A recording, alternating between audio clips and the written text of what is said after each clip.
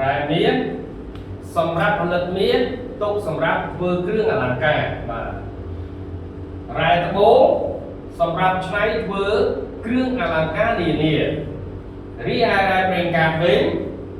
คือสำหรับผลิตเพลงอินเทอร์เน็ตเซงบุญจะยืดเติมปรองประหยัดขนมการเทียนโยทุนเทียนไรเตียงลูกรูปคลายไกลยืดเทียนโยกไหลได้หนึ่งใจหรือเข้าไปใจกันเต้ได้เพื่อไอ้ทันเฮาขาดบองดอกประเทศจีนพรามเกสเซปอร์เบียนขางหรือขนมโกนบ่งนองตามไฟบ่งไฮดองมนุษย์ตูเตอไอ้มันสกัวนึ่งตั้งปีโพกตรวจดอกเมียนตำไหลในขนมตักได้ในประเทศจีนจากกัมพูชียืนปรามวยเกสเซปอร์เบียนแต่ลูกสำหรับโปรเจกต์โปรรัตไม้ตูเตอបន្ទាប់ពីចម្លើយនេះហើយលោកគ្រូនឹងមានលំហាត់អនុវត្តមួយ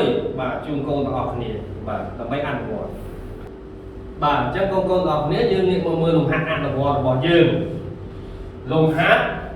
ចូលហាត់អាននិងពន្យល់នៃពាក្យពហុជាងខាងក្រៅព័ត៌មានភូមិសាស្ត្របច្ចុប្បន្នវិនិយោគអលង្ការរដ្ឋាភិបាល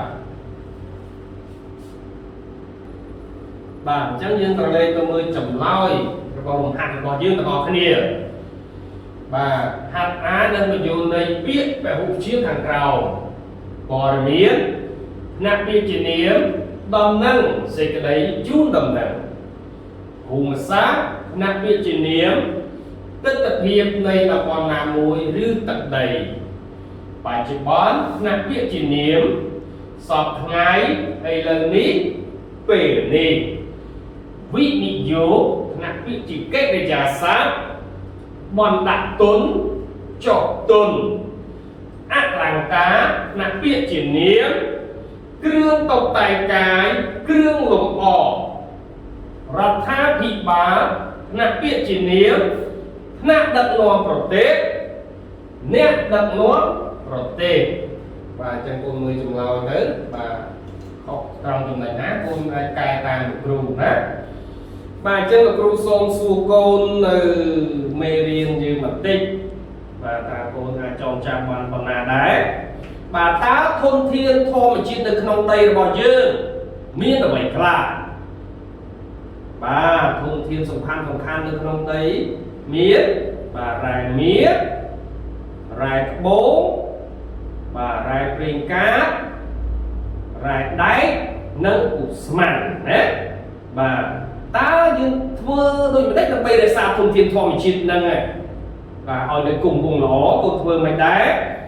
អញ្ចឹងយើងត្រូវពេលដែលយើងត្រូវជីកហ្នឹងយើងមើលពេលដែលរ៉ែនឹងនៅខ្ចីគឺយើងមិនអាចជីកបានទេហើយមួយទៀតការជីកគឺជីកឲ្យត្រូវលក្ខណៈបច្ចេកទេសត្រឹមត្រូវបន្ទាប់ពីមេរៀនរឿងសិក្សាមេរៀនចប់ហើយលោកគ្រូនឹងមានកិច្ចការផ្ទះជូនកូនកិច្ចការផ្ទះចូលរកពាក្យដែលមានន័យដូចគ្នាមកជំនួសពាក្យដែលមានគំនុកពីក្រោមប្រជាជនមានទឹកចិត្តស្រឡាញ់ប្រទេសជាតិខ្លួន2ចិនបានសង់រោងចក្រស្លដែកនៅចំណុចប្រសពនៃខេត្តស្ទឹងត្រែងព្រះវិហារនិងកំពង់ធំ3អ្នកស្រាវជ្រាវជនជាតិអូស្ត្រាលីបានផ្ដល់ព័ត៌មានថា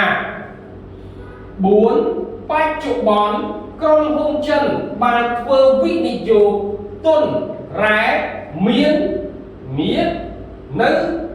ទីនោះ5គេបាននាំយកត្បូងទាំងនេះទៅលក់ឯបរទេសអញ្ចឹងត្រង់ពាក្យដែលលោកគ្រូហាយសរសេរក្រហមនេះដូចជាពាក្យស្រឡាញ់តែកូនយកពាក្យណាដែរឲ្យមានន័យដូចกับពាក្យស្រឡាញ់មកបំពេញនៅក្នុងចំណុចកន្លោះហ្នឹងណាបងណាឯពាក្យចំណុចប្រសពរកពាក្យណាឲ្យដូចទៅពាក្យចំណុចប្រសពឃ រីឯពាក្យព័ត៌មានក៏ដូចគ្នាដែរបាទអញ្ចឹងពាក្យដែលគ្រូសរសេរក្រហមនេះសូមកូនយកពាក្យណាដែលមានន័យដូចមកបំពេញនៅចន្លោះពាក្យទាំងអស់នេះបាទហើយពេលដែលកូនធ្វើចប់កុំភ្លេចឲ្យប៉ាម៉ាក់ចុះហត្ថលេខាផងណាកូនណាបាទ